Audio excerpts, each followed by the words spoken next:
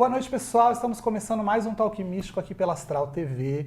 Este programa vai ao ar todas as terças-feiras às 21h30, com reprises às quintas e agora também aos sábados. Nesse programa, você tem a oportunidade de conhecer diversos profissionais dentro do universo holístico, esotérico, paracientífico, que compartilham saberes aqui conosco, que com certeza melhoram o nosso viver. Quero começar já o programa de hoje pedindo para que você nos ajude a divulgar cada vez mais o Talk Místico e a Astral TV. Se você está aí conectado com a gente, está gostando dos programas, né? Eu tenho trazido pessoas incríveis aqui, que eu tenho certeza que todo mundo está gostando.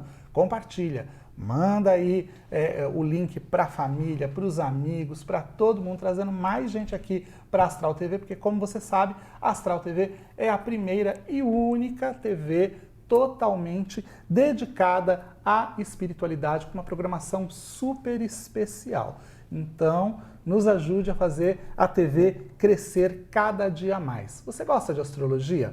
Eu amo astrologia, estudo astrologia, sei lá, acho que desde os meus 10, 11 anos, né, de idade, eu estudo astrologia e comprei um livro de astrologia para aprender a fazer mapa astral e não entendia nada, era uma loucura entender aquelas efemérides e tal. Depois fui fazer curso de astrologia e aí consegui entender melhor, né, toda a mecânica por trás da astrologia. Mas todo mundo gosta, né, de astrologia, todo mundo quer saber, vê o horóscopo, tá todo dia aí na internet olhando para ver quais são as energias do dia, do signo. Quando conhece alguém já pergunta qual o seu signo, qual o seu ascendente, qual a sua lua, não é? Todos nós, pelo menos as pessoas conectadas com a espiritualidade, têm esse hábito. Hoje eu trouxe uma pessoa que vai assim, olha, destrinchar os planetas todos. Estava lendo a pauta aqui, a gente vai falar de cada um dos planetas para que você entenda melhor o que esse planeta significa. Então, se de repente você tem aí o seu mapa astral, dá para você ir acompanhando no decorrer do programa com a gente, aonde vai estar aí os seus diferentes planetas no seu mapa para você se reconhecer. Estou trazendo hoje um entrevistado querido, Rodrigo Guedes, que é um astrólogo de primeiríssima categoria, que vai nos guiar aí nessa jornada, nessa viagem astrológica. Tudo bem, Rodrigo? Prazer, tudo bem. Ter você aqui. Presente estar aqui. Obrigado Presente pelo convite. meu. Presente. Poder falar é um presente, falar de astrologia também é um presente. Gostoso, né? Muito legal. Astrologia é conversa para a vida inteira, não é? É um papo que não para, não acaba. Eu falo que quando a gente está numa mesa de conversa, de repente, você quer ter papo, você coloca ali o tarô, você coloca a astrologia, o papo ele se desenvolve, né? Vamos falar de astrologia então? Vamos falar do ascendente? O que o ascendente significa pra gente, Rodrigo? Porque a gente sempre pergunta, né? Qual é o seu ascendente? Qual a sua lua? Qual é o seu signo? Que é o sol? Mas pouquíssimas pessoas sabem verdadeiramente o que, por exemplo, representa o ascendente no nosso mapa astral. Ele é tão importante assim? Importantíssimo. Eu brinco que a astrologia é uma linguagem. Uma linguagem, né? Um estudo, uma linguagem para a gente conseguir ter aí mais ou menos uma ideia do oculto, né? De todo mundo que tem por detrás disso, assim, tem toda uma atmosfera. E o ascendente é a roupa que a gente usa, a imagem que a gente passa, o carro que a gente está andando. Não é quem a gente é, mas eu brinco também que é como se fosse uma oportunidade a gente conseguir se afinar com esse instrumento dentro da matéria. Então o ascendente representa esse instrumento que nos foi concedido para a gente conseguir ter essa experiência, essa vivência.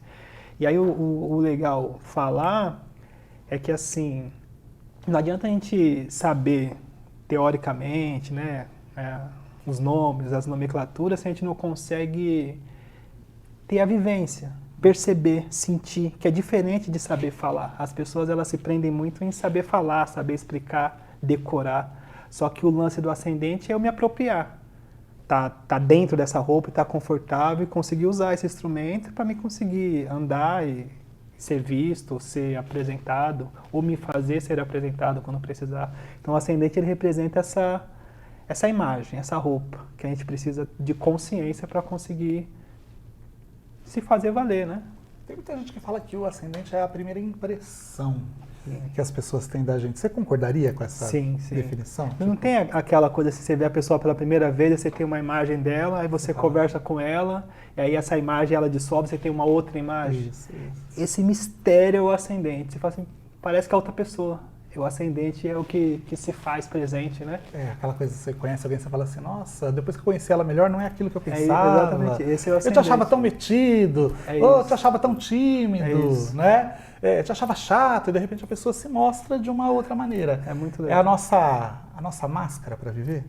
Pode-se dizer que sim.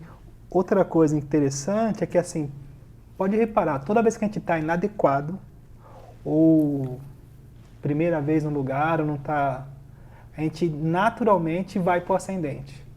Naturalmente, assim, automático. Coloca então, ele na frente. Ascendente em Gêmeos. Toda vez que tiver inadequado, ele começa a falar, porque é a roupa que ele está usando. Uhum. E Peixes, né, tem essa coisa mais introspectiva. Leão tem essa postura, né? Leão chegando. Fala, nossa, não precisa de ajuda nunca, mas é o ascendente, né? Tem essas questões, assim. Muito legal. Que legal. Esse mistério, né? percepção. Esse mistério. É legal perceber isso. E a Lua? Ela é a nossa emoção, ela é os nossos sentimentos. Você fala que ela talvez seja a prisão da nossa alma, é o nosso lado escuro, é a nossa sombra. O que a Lua, no nosso mapa astral, verdadeiramente é? O legal é que, assim, ó, a astrologia voltada para uma transformação humana, ela é relativamente nova. Ela nasce ali no século XVIII, né? Então tem alguns autores ali, Danny Rudger, Alins Green, e existe umas sincronicidades que acontecem que nessa mesma época o Freud e o Jung desenvolvia a linguagem do inconsciente. Então eu penso que nesse tempo nos foi dada a oportunidade de conhecer mais a dimensão humana, mais a profundidade, a transformação e todas essas questões espirituais, né? E a Lua representa a memória, o inconsciente, que é a nossa necessidade, a nossa busca por conforto, por segurança, só que não passa por uma questão elaborada cognitivamente. A gente recorre naturalmente. E dentro desse contexto, a gente precisa conhecer ou fazer as pazes com a nossa memória, com o nosso inconsciente, para que a gente consiga decidir a nossa vida.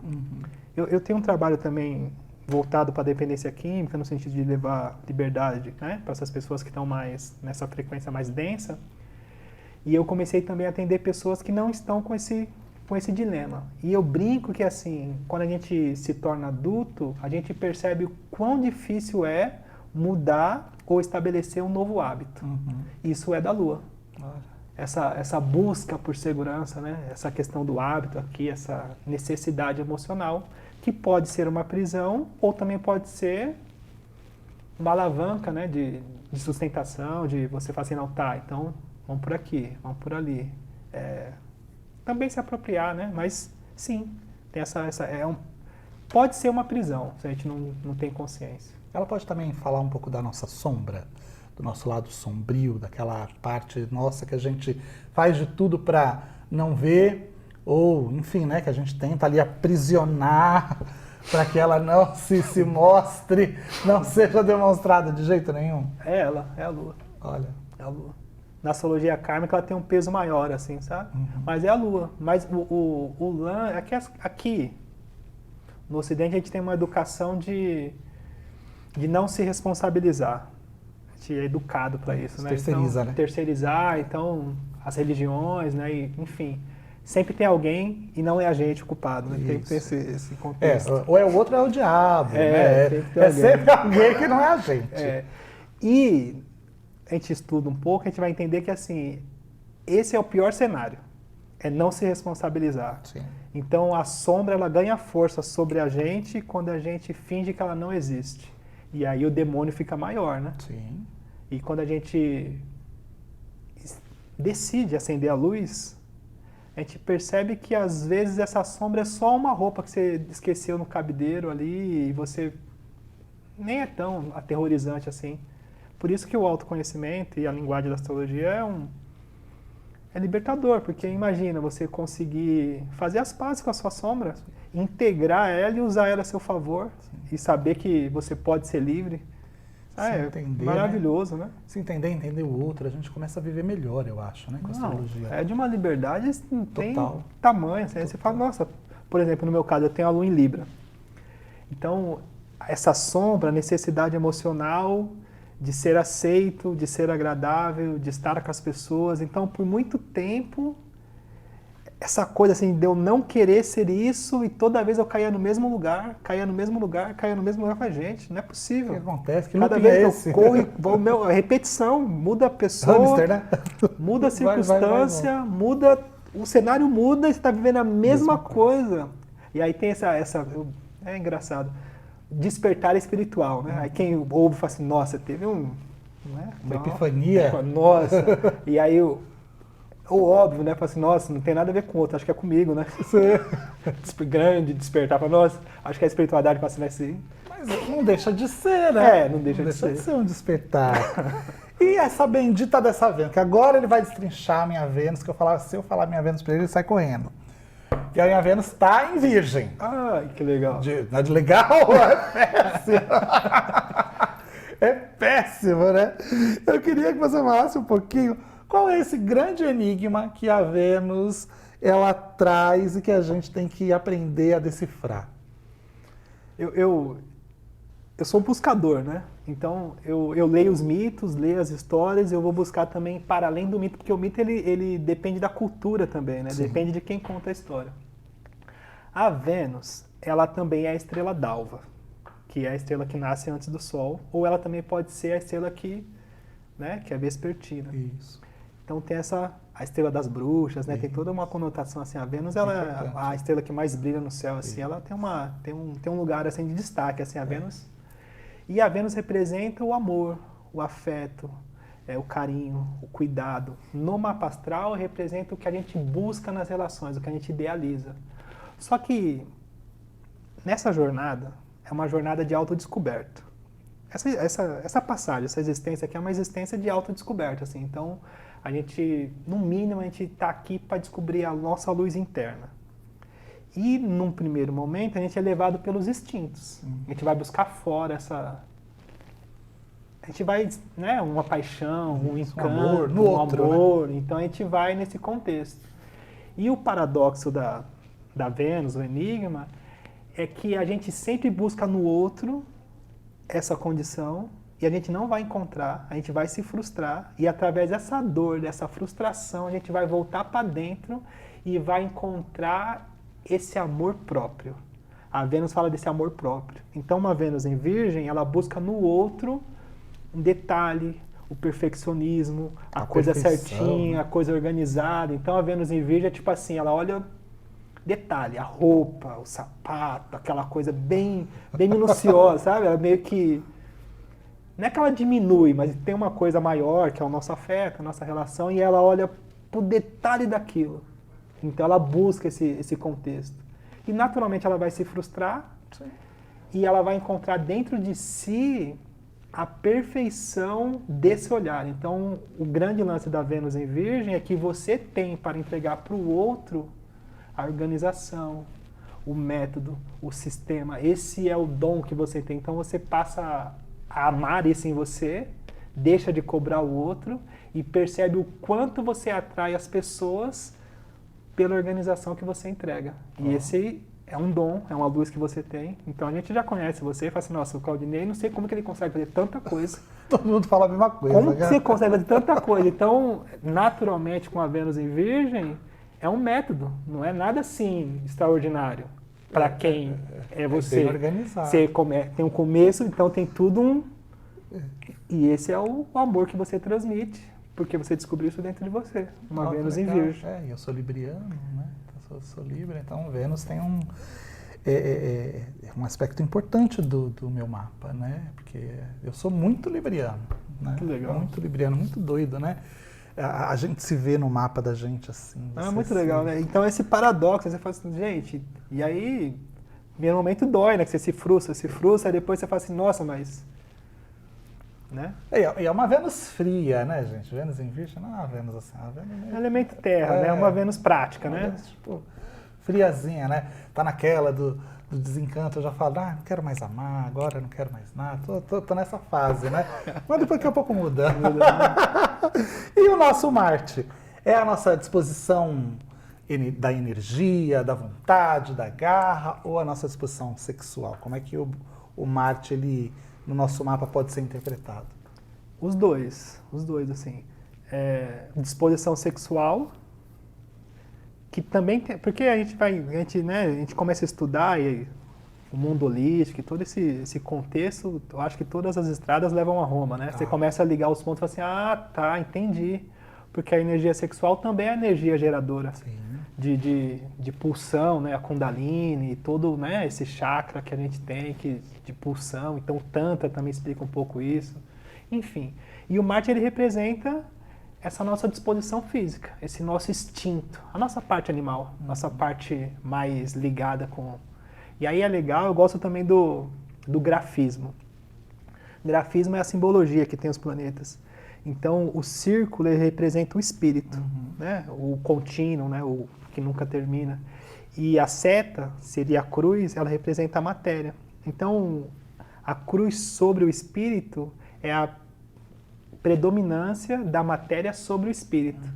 Isso também nos diz que para a gente conseguir encontrar o nosso espírito dentro desse contexto da matéria, a gente precisa vencer os nossos instintos. E aí é essa luta, né? Eu costumo dizer assim, para onde é que estão os demônios, né? Vai estar dentro de você. Assume isso aí que... Né? E tem aquelas frases de impacto, né? Das religiões, né? Vai de reto, Satanás, né?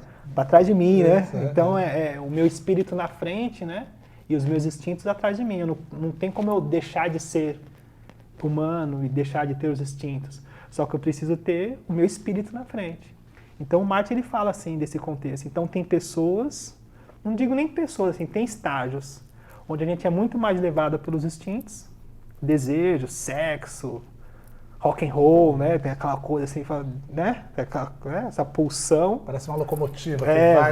Vamos, quero, conquiste, sabe? Desejo, né? Aí depende, claro, de onde está o Marte, né? Sim.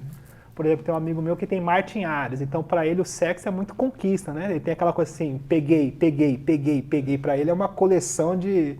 É como se ele precisasse mostrar que é homem, né? Para ele é um troféu, fala, sou homem, peguei, né? Que já não é o caso de um Marte em Câncer. Eu até brinquei com uma amiga, né? Um grupinho de amigas, Marte em Áries, aí vamos, aí tem aquela coisa, né? De ir pra noite, pegar e tal. O Marte em Câncer, ele se apaixona. Então, para ele pegar, ele precisa de ter um sentimento, precisa de ter uma emoção. Então, o instinto é diferente. Aquele que já conhece, quer casar. Quer fazer uma terapia, né? Quer entender, fala assim, não, vamos entender o que você está passando, tem todo um contexto. Então, o Marte representa, sim, essa energia. Aí, claro, depende do signo, depende dos aspectos, né? Claro. Mas é muito legal. Assim, o Marte, ele é um divisor de águas na consciência entre o instinto, o humano e a gente conseguir alcançar a nossa espiritualidade, o nosso espírito, né? Que nada, não é assim uma coisa extraordinária. É a gente conseguir estar mais consciente, é isso, sabe? Tá mais aqui. Tá mais presente, não ser levado, né? Falar assim, não, tá, beleza. Porque parece bobeira, mas eu também descobri tarde, falei assim, nem toda vontade é para ser feita. Calma, né? Porque tem vontade, mas eu, quando era mais novo... Isso achava que era, né? Não, deu vontade, tem que fazer. Não necessariamente. Aí bate no muro, né? Fala assim, não, pera. Isso, tem coisa que a gente não faz nunca. Não dá. E o temido Saturno, que é um problema, né? Saturno é legal também. No mapa. Hoje, acho que o pessoal perdeu, a maior parte das pessoas perderam o medo e tal, mas no passado... Quando falava que uma pessoa tinha um Saturno retrógrado no mapa, todo mundo já tremia nas bases, né? Mudou um pouco isso, não mudou? Mudou. O que ele representa? Eu acho que a gente está num momento legal, assim. Claro, tudo tem seu lado mais difícil, né? Que é a globalização, internet e tal, mas a gente está num lado mais de consciência, assim, a gente está aprofundando o papo em algumas questões. O Saturno, ele é o senhor do tempo. Ele representa essa matéria aqui. O tempo cronológico, se a gente tiver sorte, né, 90 anos, né, 80 anos, esse tempo que a gente vai ter essa estadia na matéria é representado por Saturno. Ele é o senhor do tempo. Existe um tempo eterno, que é o tempo do espírito, da consciência. Mas esse espírito ele está sobre o jugo de Saturno. Ele veio para cá para ter essa experiência terrena e ter esse aprendizado nesse tempo. Então Saturno ele é o nosso grande aprendizado aqui. Então ele é um professor rígido, assim, sabe? Então assim, eu costumo brincar quando eu atendo que são 3 fases de Saturno. Uma fase de coação, constrangimento, uma fase de não quero nem saber disso mais, e aí, para quem se propõe, uma fase de responsabilidade que leva à liberdade. Necessariamente, assim. Se a gente puxar para a psicologia, superego, para dizer que a gente tem dentro da gente uma autorregulamentação, um medo, uma autocobrança. Todo mundo tem. E aí, ou a pessoa se apropria disso, ou ela projeta em algo. Então, um patrão, um pai, uma sociedade, uma autoridade. Então, todos nós temos medo. Sim. E aí, o que vai fazer com que você seja livre é essa responsabilidade. Então, propriamente dito, o Saturno ele é esse peso. Só que ele é muito mais uma impressão do que, propriamente dito, algo real, assim, direto. É tipo assim, ele tem força enquanto a gente está coagido. Mas chega um momento da vida que tem os ciclos certos, né? Tem o tempo certinho, então de 7 anos, tem alguns aspectos, depois 30 anos e tal. Em algum momento a gente vai assim, tá, então cansei, o que eu tenho que aprender? E aí parece que o portão de Saturno, ele fala assim, fez a pergunta certa, né? Assim, e aí parece que abre, fala assim, vem, sabe esses filmes, né? Tem o porteiro, o enigma, né? Aí fez a pergunta certa, passa, então né? se abre, a esfinge. Era só isso, né? Porque quando a gente se propõe a aprender... Mas parecia muito maior. Né? Não, e cria uma barreira gigante, porque a pessoa, que depende também da casa que está, o signo, por exemplo. Eu tenho Saturno na casa 9. A casa 9 na astrologia vai falar de espiritualidade, religiosidade, todo esse contexto mais de estudo e de profundidade. Então, desde sempre, a vida me trouxe situações religiosas a qual eu compreendi de uma forma errada. Maldição, peso, um Deus punitivo, uma coisa bem... né? Então, não é que eu não acreditava em Deus, eu achava que para mim não funcionava. Então, isso foi um peso durante um período. E aí chegou um momento que não teve jeito, assim, a vida... Eu falei, tá, então, o que eu tenho que aprender com isso aí? E eu fui estudar. E aí quando eu falei, não existe Deus punitivo, velho. Eu até sei explicar onde foi que eu entendi isso, porque ninguém me falou. Eu fui voltar na memória, ninguém falou assim, olha, não, eu criei essa impressão. E essa impressão eu nunca falei, só que ela era muito latente. Cristalizada, né? E cria barreiras, imagina. Sim. Então, não consegue terminar nada, não tem fé na vida, não acredita em si mesmo e várias outras questões, né? Então, Saturno, ele é sim uma maldição, só que é uma porta que se abre por dentro. E quando a gente consegue abrir essa porta, a gente olha para Saturno e fala assim, nossa, obrigado. Aprendi. Porque a sensação de ser livre é maravilhoso, imagina. Ser livre, sou livre, cara. É maravilhoso, né? Muito legal. Rodrigo, a gente tem uns 4 minutos para terminar. Não, mas já... aqui, passa muito rápido. Fala pra gente de Júpiter e queria que você também falasse dos planetas transpessoais, né? Que é Urano, Netuno e Plutão. Fala o que eles significam. Eu vou tentar ser mais rápido, né? Vou fazer é impossível, uma tradição milenar, gente. Astrologia, falar muito em 20 minutos é difícil. Mas é muito legal. Né? O Júpiter é onde a gente tem sorte, né? Propriamente dito. Só que não é uma sorte, assim, é a expansão da consciência. A gente vai entender, e eu sou prova viva disso também, que a busca, o entendimento, faz com que a gente transcenda nessa existência. Então, o que nos traz liberdade? A busca, o conhecimento. Mesmo que a gente não consiga perceber diretamente, né, não é 2 e 2, né, não é um troco de padaria, mas a gente eleva o espírito através da busca. A gente sai de um estado e vai para outro. E o Júpiter, ele representa essa expansão. Então, a posição dele no mapa astral, a casa onde ele está, é uma abertura de expansão de consciência. Entendi. Então, por exemplo, casa 2 vai falar de dinheiro. Então, a pessoa ela tem uma consciência elevada sobre valores. casa 4, família, ela tem uma consciência elevada sobre as questões tradicionais, família, todas essas questões. E assim vai. Então, a posição do mapa onde a gente tem Júpiter é uma posição belíssima. E o Júpiter está na 9. Então, é uma posição a ser buscada, né? Onde tem Júpiter no mapa? Casa 9. Então, busca de espiritualidade. Busca que vai abrir um campo gigante. Mas por quê? Porque está escrito, né? Está escrito no nas céu. Estrelas. Está escrito no céu, está escrito na terra, né? Tem e é muito legal. Que não é só peso, né? Então, o Júpiter ele traz esse acalanta, assim, fazendo, tem saída, tem esperança, tem sim, tem um propósito, né? Tô entendendo. Sabe? Tem um Saturno, mas tem um Júpiter, né? Isso, é sobre isso mesmo. E os transpessoais, Urano, Netuno, Plutão no mapa, o que eles significam? Os transpessoais, eles são de uma ordem um pouquinho maior, assim, eles são dignidades geracionais. Tá. Então eles mudam uma geração. Uma geração. Então eles passam muito tempo em determinada posição e esse tempo tem uma mudança para além do indivíduo, né? Então, por exemplo, para dar um exemplo assim, Plutão na década, não vou lembrar o certo assim, mas antes da década de 80 ele esteve por Escorpião. Uhum. Então a passagem dele por Escorpião trouxe uma transformação no nosso olhar sobre a intimidade, sobre a sexualidade. Então ali a gente teve algumas mudanças importantes, sabe? Isso, uma revolução. Uma revolução. E aí depois ele passou por Libra. Uhum.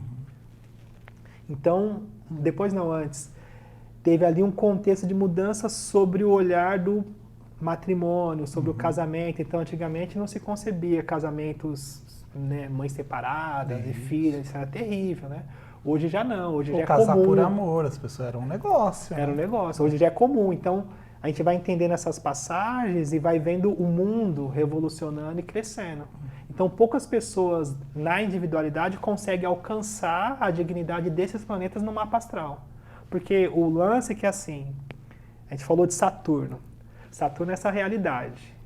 E para que a gente consiga alcançar esferas maiores, a gente precisa dar conta da nossa realidade primeiro. Uhum. Então é um contexto, né? É uma crescente, é uma evolução. Então o Netuno fala de espiritualidade propriamente dito, de frequências, de outros campos, né? Outras percepções. Plutão fala de transformações profundas, né? De mortes e renascimentos. A gente vai entender que para renascer precisa morrer, e a história aqui é o renascimento, né? Mas dá medo, né? Ninguém quer, né? Dá medo, mas é libertador também poder morrer, né? Fala assim, morri e passo bem. Isso. Morri mais vivo. Né? E Urano vai falar da nossa individualidade no sentido já espírita, assim, a nossa autenticidade, porque aí a gente vai entender que a gente tem uma marca. Então, somos únicos, sim. Então, você tem a sua expressão única, intransferível. Então, o Urano vai falar disso, dessa autenticidade. Porque a gente vai saber também que dentro dessa realidade, muitas pessoas vão seguir na fila. Sim. Todo mundo igualzinho, né? Todo mundo medo, trabalho, 8 horas, pagar conta, tudo certinho. De repente, tem alguém que... Eu falo que morrem como se nunca tivessem existido. É isso. E o Urano vai falar dessa liberdade. Fala assim, então eu posso ser diferente. Dou conta de mim mesmo, sou livre e posso ser diferente. E aí, claro, todas essas dignidades ela tem o propósito de ajudar outras pessoas. Depois de tudo dito e feito, o único valor, né, é poder ajudar o outro, a caridade. Todas as religiões, elas se compadecem disso, né? Estender a mão, ajudar, enfim. É o jeito de transcender, Sim. Poder ajudar, poder trocar, né? Sim. Enfim, é muito legal. Nossa, gente, quanto papo bacana.